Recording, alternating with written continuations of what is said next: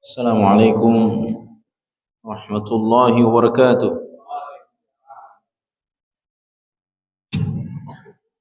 الحمد لله رب العالمين،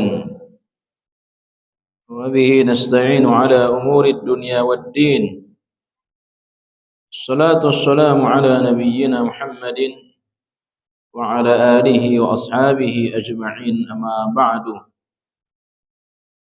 قوله تعالى: أعوذ بالله من الشيطان الرجيم، بسم الله الرحمن الرحيم.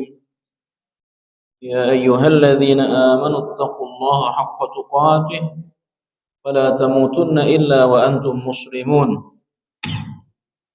يا أيها الذين آمنوا اتقوا الله وقولوا قولا سديدا يصلح لكم أعمالكم ويغفر لكم ذنوبكم، ومن يطع الله ورسوله فقد فاز فوزا عظيما.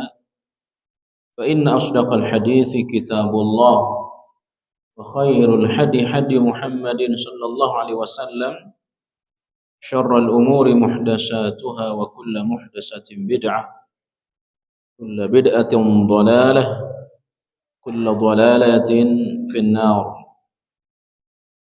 Ikhwani wa akhwati jamaah yang Allah muliakan, alhamdulillah kita bersyukur kepada Allah Subhanahu wa taala.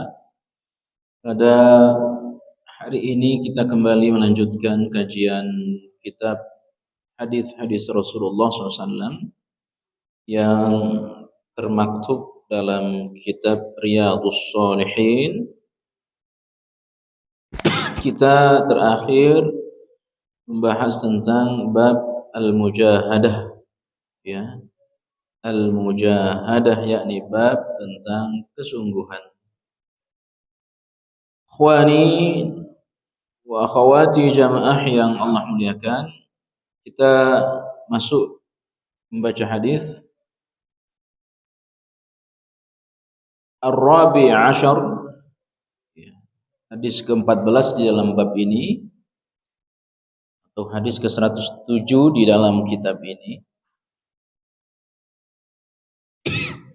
yakni hadis dari sahabat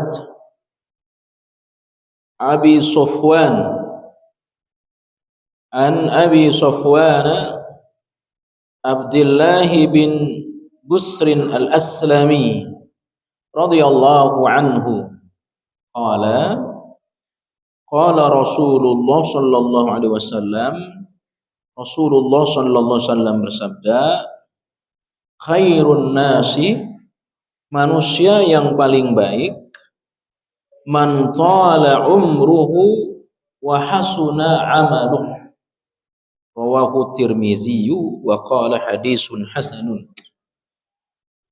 Manusia yang paling baik adalah tala umruh, yang paling panjang umurnya, yang paling tua.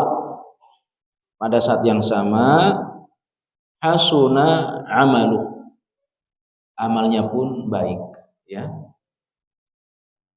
Jadi bukan sekedar umur yang panjang, tapi umur panjang dalam ketaatan kepada Allah Subhanahu wa ta'ala. Disebut umur panjang ketika sudah memasuki angka di atas 60. Ya, angka di atas 60.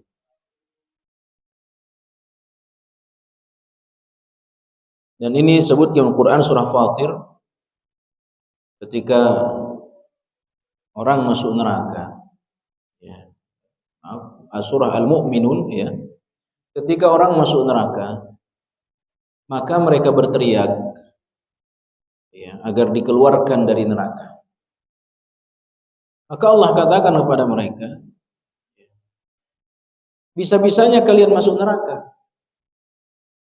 Wa qad ja'akumun nadhir, sungguh telah datang kepada kalian an-nadhir, yakni delegasi kematian, ya, tanda-tanda kematian. Nah, tanda-tanda kematian itu tentu yang pertama adalah umur di atas 40 tahun.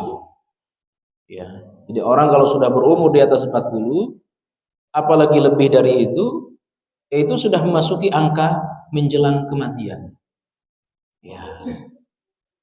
Nah, di usia di atas 40 ini akan banyak perubahan-perubahan. Ya, perubahan fisik, pendengaran, penglihatan, ya. Dan yang paling tampak adalah syaibah, yakni uban. Ya. Nah, kesemua ini disebut dengan an-nazir. An-nazir, peringatan-peringatan kematian. Nah, orang kalau sudah di atas 40 apalagi lebih dari 60 itu mestinya harus lebih dekat kepada Allah. Melebihi usia sebelum 40. Ya. Jika dia di atas 50 harus lebih dekat kepada Allah, harus lebih banyak baca Quran. Harus lebih rajin berzikir, harus lebih rajin sholat malam, lebih rajin puasa Senin Kamis, Ayyamul Bid dan puasa-puasa. Ya, di usia di atas 40. Ya. Ikhwani wa akhwati jamaah yang Allah muliakan. Ketika dia sudah berumur di atas 40 apalagi 60 dan dia beramal salih, dia orang yang taat kepada Allah, maka dia termasuk dalam kategori hadis ini. Ya. Qala umruh wa hasuna amaluh. Orang yang panjang umurnya ya dan bagus perbuatannya. Di dalam Quran surah Al-Ahqaf ayat 15 ya. Kenapa orang di atas 40 apalagi lebih dari itu ya konsentrasinya akhirat? Karena sekali lagi sudah dekat dengan kematian. Sehingga Allah sebutkan hatta idza balagha arba'ina sanatan, sampai umur kalian masuk di angka 40 tahun. Ikhwani wa akhwati jamaah yang Allah muliakan. Ya. Beberapa poin penting yang disampaikan oleh Syekh Al-Hilali dalam kitabnya Bahjatun Nadhirin Syarah Riyadhus Shalihin. Beliau katakan, fadlu tulul umri idza qatarana bi husnil amali. Umur itu akan baik, ini umur panjang akan baik idza qatarana bi husnil amali, apabila dia dalam ketaatan kepada Allah. Fa innahu yatazawwadu minal a'mali as-salihah allati tuqarribu ila Allah ta'ala. Jadi kalau dia sudah berumur senja harus lebih ya semangat mendekatkan diri kepada Allah Subhanahu wa taala. Nah, orang kalau sudah di atas 40 jauh dari Allah itu ke depannya susah. Ya. Jadi orang umur 40 belum bertaubat kepada Allah itu kesininya lebih susah. Ya. Itu secara hukum keumuman. Walaupun ada juga orang baik di usia 50, orang baik di usia 60 baru baik ada juga. Ya. Tetapi gerbangnya itu adalah usia 40. Ikhwani wa akhwati jamaah yang Allah muliakan. Tetapi banyak dari ulama yang umur mereka tidak terlampau panjang. Termasuk Nabi. Umur Nabi kan meninggal tidak terlalu tua. Nabi itu meninggal usia 63. Belum terlalu tua. Ya, sehingga kata ulama ya, bukan soal siapa yang paling tua, tetapi siapa yang paling bagus mengisi waktunya. Ya. Siapa yang paling ya pintar mengisi waktu yang Allah berikan. Nah, Bapak Ibu yang Allah muliakan, ada satu buku kecil bagus untuk kita baca. Ya. Waktumu engkau pergunakan untuk apa? Ditulis oleh Ustaz Yazid bin Abdul Qadir Jawwas rahimahullah ta'ala. Bukunya kecil. Beliau membuat tabel ya, membuat tabel penggunaan waktu. Penggunaan waktu. Ketika orang meninggal di usia 60 tahun, ya, usia 60 tahun dia meninggal, lalu dibuatkan tabel, dia sholat sejak umur 12 tahun dia sudah rajin sholat, 5 waktu tidak pernah dia tinggalkan. Lalu sholat sunnah ditambah sholat tahajud yang lain, itu usia sholatnya tidak sampai 5 tahun. Ya, 60 tahun dipotong 12 tahun, berarti usianya aktifnya dalam catatan amal hanya 48 tahun. Karena 12 tahun belum tercatat. Nah, kalau dia rajin sholat, ya, sejak usia 12 tahun, ya, dengan segala bentuk sholat sunnah, itu tidak sampai 5 tahun. Ya. Dan dia baca Quran. Ya, baca Quran setiap hari, anggap saja 1 juz setiap hari. Ya. Itu tidak sampai 2 tahun usianya. Ya. Jadi orang meninggal usia 60 tahun itu usia ibadahnya yang terhitung rajin ya tidak sampai 10 tahun. Tidak sampai 10 tahun. Nah, kemana yang 38 tahunnya? Ya. Sehingga bukan soal siapa yang paling tua, tapi siapa yang pinter pandai mengisi waktu dengan ketaatan kepada Allah Subhanahu wa taala. Ya. Bapak Ibu yang Allah muliakan, apalagi zaman sekarang. Ya, di situ kita main HP, ya. Belum lagi tidur, belum lagi nongkrong, ya. Ngobrol, ngopi segala bentuknya, ya. Maka sungguh usia ibadah kita ini jauh lebih sedikit dibanding dengan waktu sia-sia kita.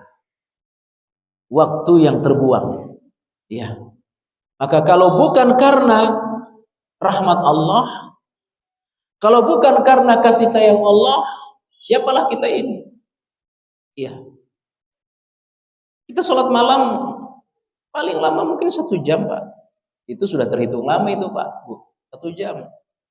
Ya. Sholat malam diawali dengan sholat 2 rakaat.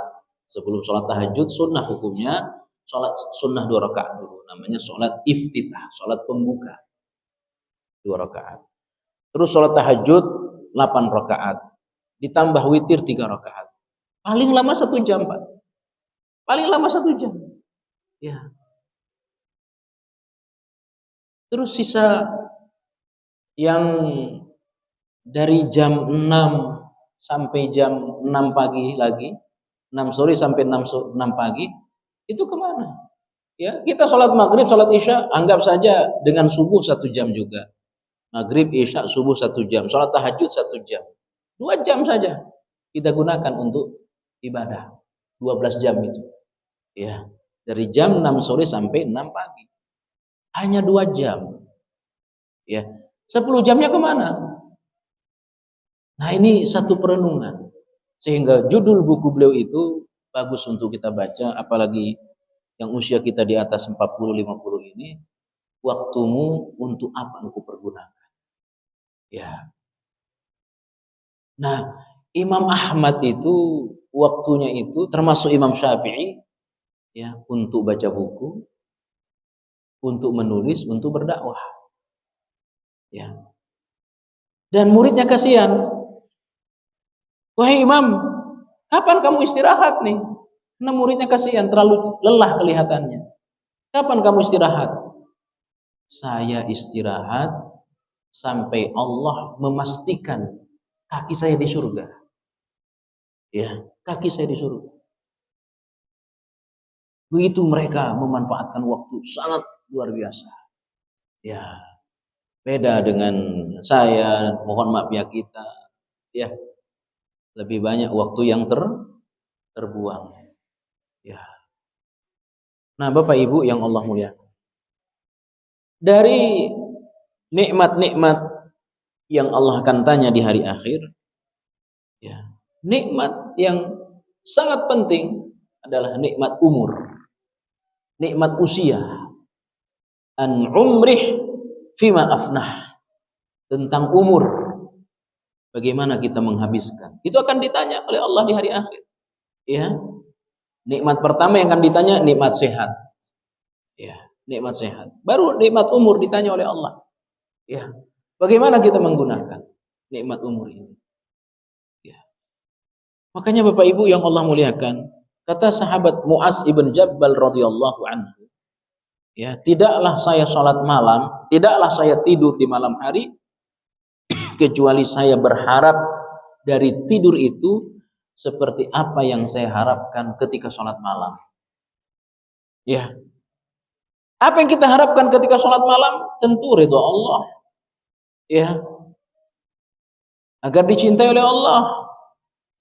Maka tidaklah saya tidur di malam hari kecuali saya mengharapkan seperti apa yang saya harapkan dari sholat malam. Artinya, ketika tidur harus berharap ridho Allah.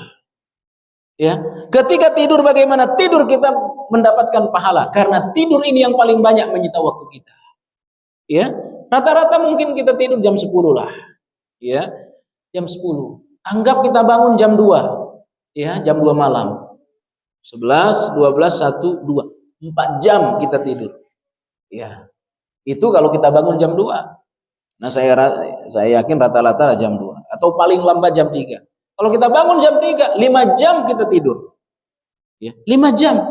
Itu kalau 5 jam tidak bernilai pahala, hilang begitu saja waktu kita 5 jam. Gak ada nilainya di hadapan Allah. Ya. Selain tidur ya kerja. Ya. Tambah lagi sekarang orang banyak sadar sehat, jalan ya kurang lebih 1 jam. Ya, 30 menit jalan pagi, nanti sore 1 jam lagi.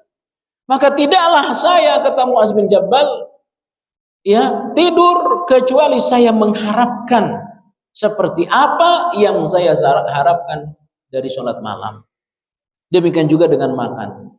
Ya, maka ketika kita makan, bagaimana makan kita itu bernilai pahala. Ya, dan ini juga sesuatu yang banyak menyita waktu. Ya, yakni makan, jalan-jalan dan seterusnya. Jadi bukan soal siapa yang paling tua, tapi siapa yang paling pintar mengisi waktunya dengan amal soleh. Siapa yang paling pintar mengisi waktunya dengan ketaatan. Karena itu diantara perkara sunnah yang diajarkan oleh Rasulullah dan ditulis dalam kitab 1000 amalan sunnah sehari-hari. Hendaklah kita menggandakan niat dalam satu perbuatan. Ya, maksudnya apa?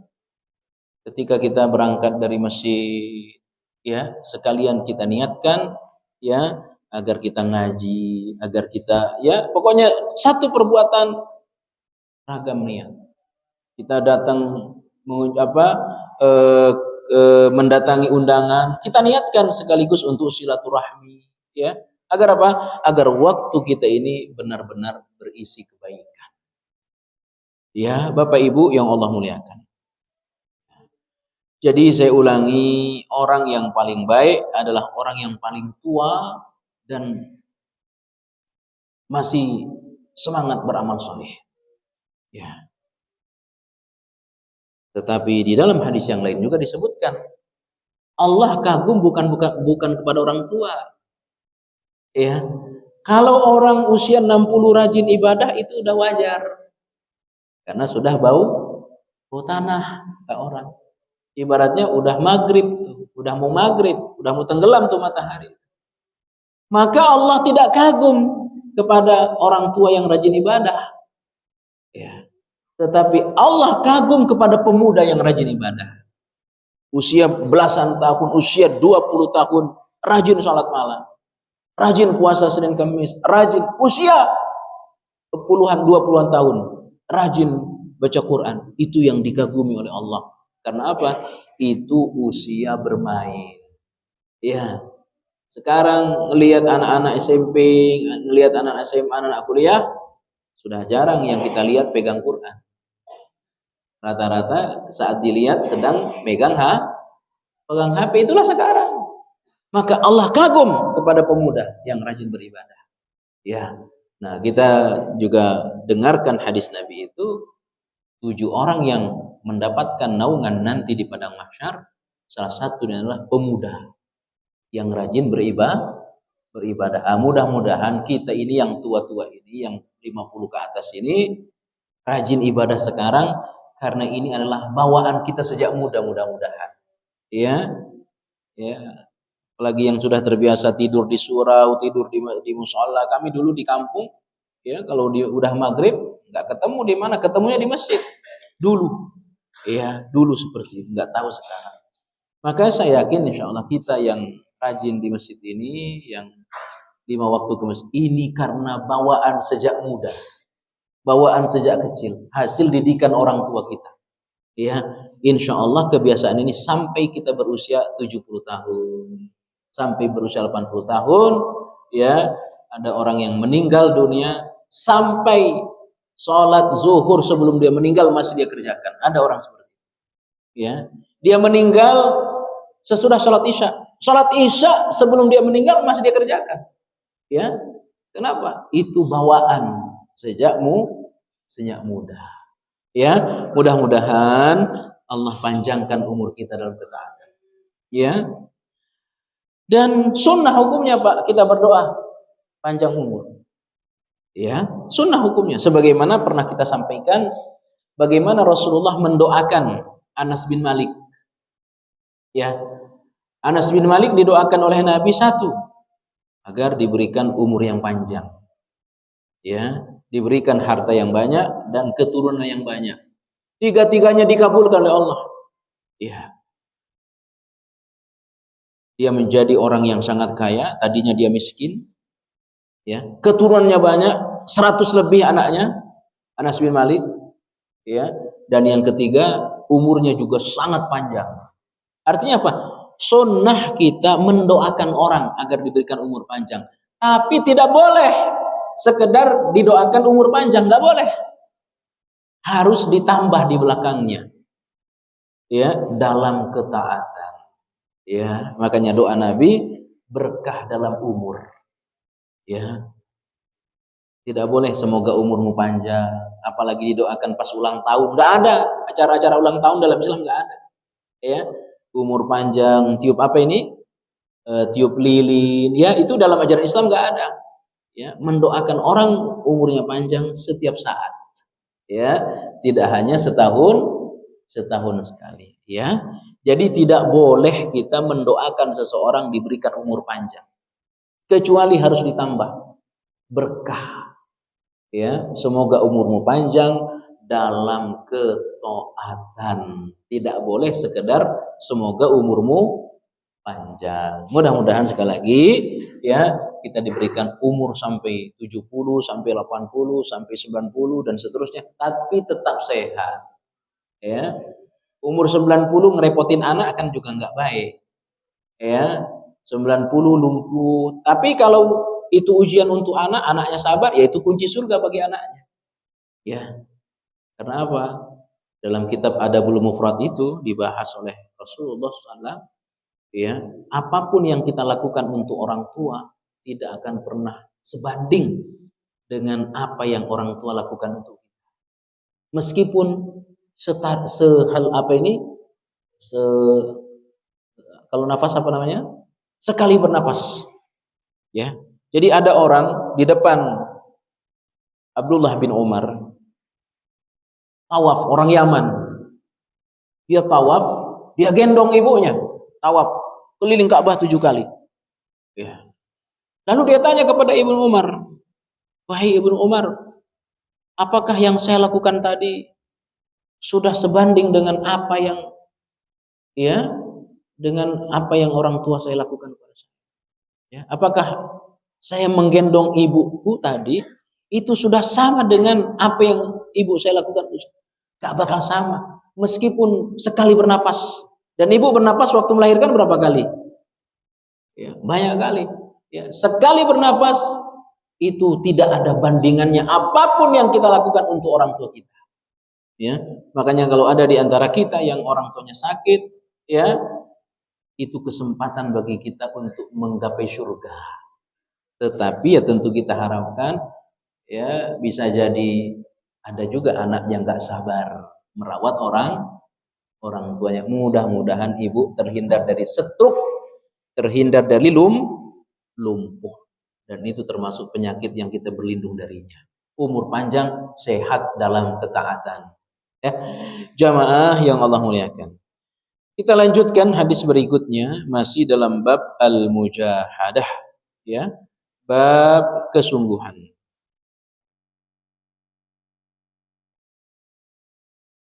Al-khamisu asyar, hadis ke-15 dalam bab ini. An Anas radhiyallahu anhu, dari Anas, kita sudah sering sampaikan siapa Anas. Tadi diantaranya umurnya panjang, anaknya banyak. Qala ghaba ammi Anas bin Nadhr radhiyallahu anhu anil qitali Badrin. Anas bin Malik menceritakan pamannya. Ya subhanallah, ini luar biasa. Anas bin Malik menceritakan pamannya yang bernama Anas bin An-Nadhr. Pamannya ini, Anas bin An-Nadhr, tidak ikut perang Badar. Perang Badar, perang pertama yang dilakukan oleh Nabi melawan orang kafir, 300 lawan 1000. Perang Badar, perang yang sangat menentukan. Ya, Anas bin An-Nadhr, paman dari Anas bin Malik, tidak ikut. Ya. Faqala ya Rasulullah. Lalu dia menemui Nabi. Ya, dia menjumpai Rasulullah sallallahu alaihi wasallam. Ghibtu an awwali qitalin qataltal musyrikin. Wahai Rasul, dalam perang Badar saya tidak ikut. Saya tidak ikut dalam perang Badar. La'allallahu syadani qitalal musyrikin. Semoga ada peperangan berikutnya dan saya akan ikut. Maka setahun sesudah itu terjadi perang Uhud namanya. Ya, perang Uhud. Perang Badar Nabi menang. Yang di luar tidak masuk akal bagi orang kafir. Bisa-bisanya mereka kalah. Jumlahnya 1000 lawan berapa tadi? 300. Dengan pengalaman yang hebat, ya, bekal peralatan perang yang super lengkap, mereka kalah. Akhirnya mereka membuat siasat perang balas dendam. Setahun berikutnya terjadi perang namanya perang Uhud. Ya, yang kalau kita haji, kalau kita umroh, dilihat itu gunung Uhud. Ya, selalu Nabi katakan, siapa yang ikut sholat jenazah itu pahalanya seperti gunung Uhud. Ya, emas. Gunung Uhud itu beratnya 40 miliar ton. Itulah pahala orang yang ikut sholat jenazah. 45 miliar ton. Maka kalau ada orang haji di antara kita, orang umroh di antara kita, itu tidak sebanding apa yang kita keluarkan dengan pahala yang kita dapatkan. Yang kita keluarkan hanya 30 juta. Tapi sekali ikut sholat jenazah di Masjid Haram, dapat pahala berapa? 1 gunung Uhud. Beratnya 45 ton, 45 miliar ton. Ya, yang kita sholat 5 kali di Masjid Haram, 5 kali itu ada sholat jenazah. Ya, mudah-mudahan Allah anugerahi kita haji atau umroh. Ya. Nah, kembali ke cerita Anas An-Nadhr. Mudah-mudahan ada perang berikutnya. Benar, setahun berikutnya terjadi perang Uhud dan dia ikut. Subhanallah. Ya. Ikhwani wa akhawati jamaah yang Allah muliakan.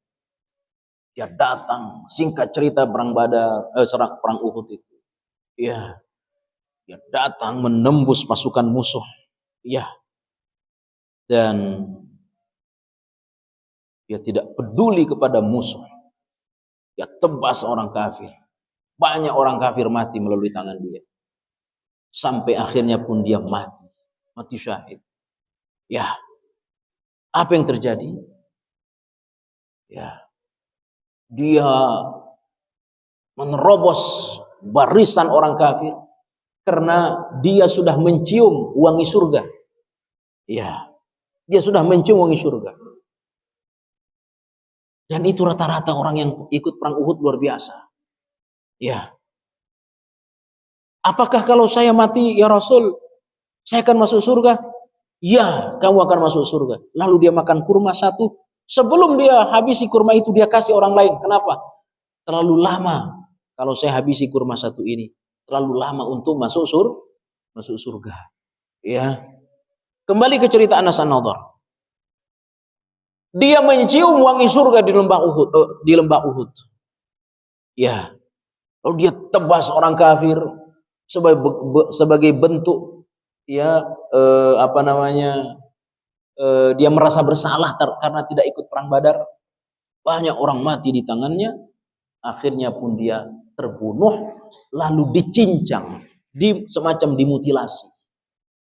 Ya, sampai kurang lebih dihitung 60 bagian tubuhnya.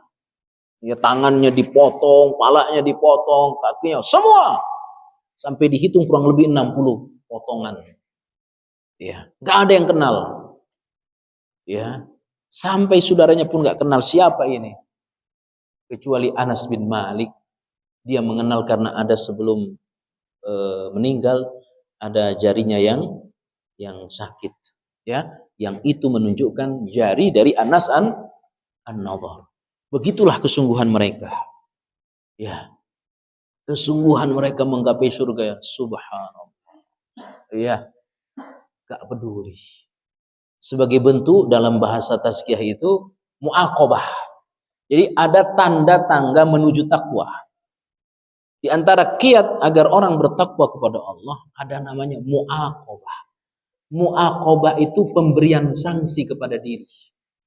Ya, gara-gara kita buka warung akhirnya tidak sholat berjamaah, kita sanksi diri kita. Ya, dengan kita berinfak hasil warung hari ini, ya, itu namanya mu'aqabah. Ya, gara-gara pekerjaan kita tidak sholat berjamaah, ya, agar tidak terulangi kita beri sanksi, namanya mu'aqabah.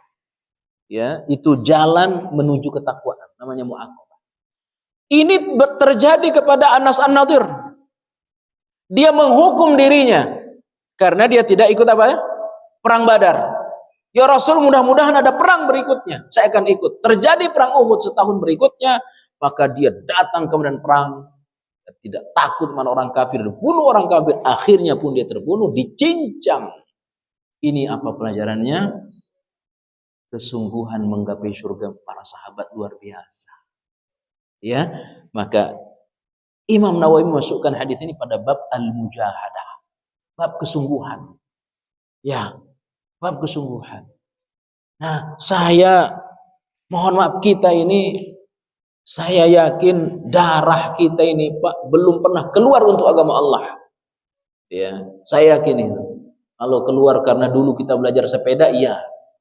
Ya, belajar sepeda, jatuh, baru sekian kali jatuh, baru bisa belajar sepeda. Lalu beri naik sepeda. Tapi darah kita ini demi Allah belum pernah keluar untuk agama Allah. Ya. Nah, kayak gini, pengen masuk surga. Ya, sholat tahajudnya kadang kita ini, ya bukan kadang, sering tidak dikerjakan. Seminggu sekali, ya Allah. Atau bahkan dalam sepekan tidak sholat tahajud. Ya. Ditambah lagi baca Qur'annya. Ya, orang yang paling malas baca Quran itu jangan lewat dari 30 hari khatam sekali, Pak. Ya, Nabi memurkai, Nabi membenci orang khatam baca Quran lebih dari 30 hari. Nabi tidak suka umatnya itu. Ya, maka paling tidak kita khatam Quran berapa? Sebulan 1 kali. Nah ini, ya Allah, sebulan sekali tidak khatam Quran, ya bisa jadi khatamnya nanti bulan Ramadan. Kayak gini pingin masuk surga. Iya. Puasa Senin Kamisnya kita ini mohon maaf kadang-kadang pemalas, ya. Ngandalin puasa Ramadan. Ya, puasa Senin Kamisnya tidak tidak dirutinkan. Kayak gini pingin masuk surga. Ya. Ya Allah. Ya. Anas an-Nadhr sampai 60 sabetan pedang di tubuhnya. Itulah caranya untuk masuk surga. Ya. Itu caranya untuk masuk surga. Harus dimutilasi 60 bagian tubuh. Ya. Nah, saya, ya, kadang-kadang ngerawat orang tua ngeluh, ya. Kadang-kadang baca Quran, ya Allah, apalagi usia-usia 50-60 ke atas ini, baru 2 halaman sudah nangis. Nangis bukan karena paham, udah nggak kuat mata berlama-lama dengan Quran. Ya, itulah yang terjadi. Kayak gini pengen masuk surga. Ya. Darah saya belum pernah keluar untuk agama Allah, ingin masuk surga. Ya, subhanallah. Maka saya nasihatkan pada diri saya, dan kenapa Imam Nawawi memasukkan bab ini, hadis ini dalam bab al-mujahadah, ingin memompa semangat kita. Ya, Imam Qurtubi menyebutkan ya bahwa surga itu tempat istirahat. Kata Imam Qurtubi dalam kitabnya At-Tazkirah, surga itu tempat istirahat. Dan dia tidak akan dimasuki oleh orang yang banyak istirahat di dunia, kata Imam Qurtubi. Ya, dia tidak akan dimasuki kecuali oleh orang-orang yang memperjuangkannya. Ya, tapi banyak istirahat, banyak nongkrong, ya, banyak mana-mana, banyak jalan-jalan, dikit-dikit tamasya, dikit-dikit kuliner, dikit-dikit, ya Allah, kayak gini pingin masuk surga.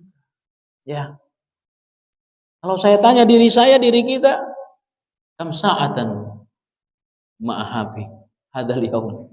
Sudah berapa jam kita bersama HP hari ini?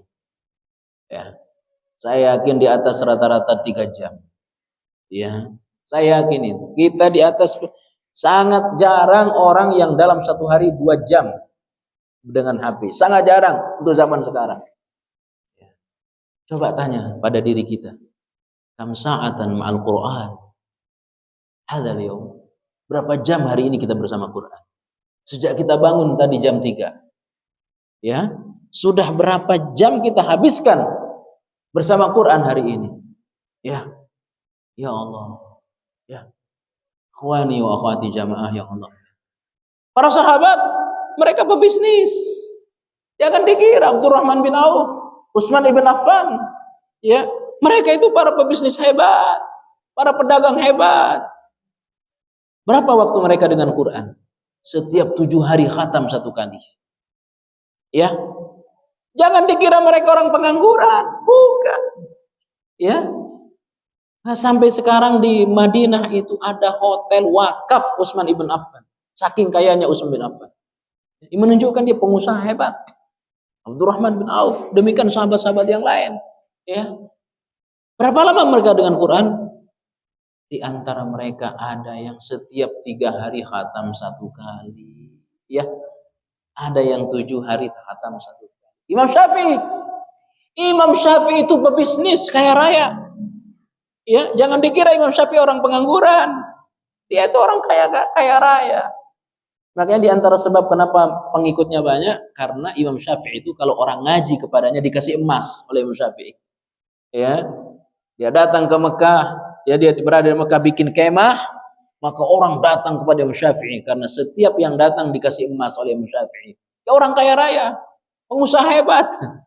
Sekarang tanya, bagaimana Imam Syafi'i dengan Quran? Khusus dalam bulan Ramadan, Imam Syafi'i khatam setiap sehari 2 kali. Sehingga 1 bulan dia khatam 60 kali. Di bulan Ramadan. Di luar bulan Ramadan, ya tentu tidak sebanyak itu. Ya, tapi tidak akan lewat dari 10 hari. Imam Syafi'i khatam 1 kali. Ya, orang pengangguran kata siapa? Imam Syafi'i itu orang hebat, pengusaha, pedagang. Abu Hanifah, orang kaya raya, pengusaha. Tapi setelah dia meninggal dunia diceritakan tidak kurang dari 200.000 kali dia telah menghatamkan Quran. Ya, subhanallah. Ya. Kalau ditanya apa keinginan mereka, pingin masuk surga. Apa keinginan saya? Pasti pingin masuk surga. Tapi ya, berapa jam kita dengan Quran dalam 1 hari? Ya, berapa lama sholat malam kita? Ya, subhanallah. Ya, Nabi kalau sudah sholat malam, ya Allah, ya, sampai bengkak. Maka ini pelajaran yang sangat luar biasa. Ya, dia datang kemudian perang sampai jadi cincang. Ya, dan hadis ini juga menjelaskan kepada kita secara umum gambaran orang-orang yang mati syahid di medan Uhud perang itu. Ada kurang lebih 60 lebih para sahabat, kurang lebih 70 ya sahabat yang gugur di medan perang, yang kemudian dibuatkan makam di kaki Gunung Uhud disebut dengan makam syuhada Uhud. Di antaranya adalah Mus'ab bin Umair, Hamzah bin Abdul Muttalib, Abu Dujanah, ya, dan sahabat yang kurang lebih hampir 70 sahabat yang mati di dalam peristiwa perang Uhud, ya. Dan termasuk Nabi kita juga sudah dikatakan meninggal saat itu, ya. Ikhwani wa akhwati jamaah yang Allah muliakan. Sekali lagi ini satu pembelajaran bagi kita, ya, bahwa surga itu tempat orang istirahat. Dia tidak akan dimasuki oleh orang yang banyak istirahat, banyak nongkrong, banyak jalan-jalan ke sana ke sini, ya, kecuali dia akan dimasuki, kata Imam Qurtubi, oleh orang-orang yang memperjuangkan, ya, seperti sahabat Anas An-Nadhir, ya. Ikhwani wa akhwati jamaah yang Allah muliakan. Kemudian hadis berikutnya, ya. Berapa menit lagi azan? Saya kira cukup kajian kita, insyaallah kita sambung di pertemuan berikutnya.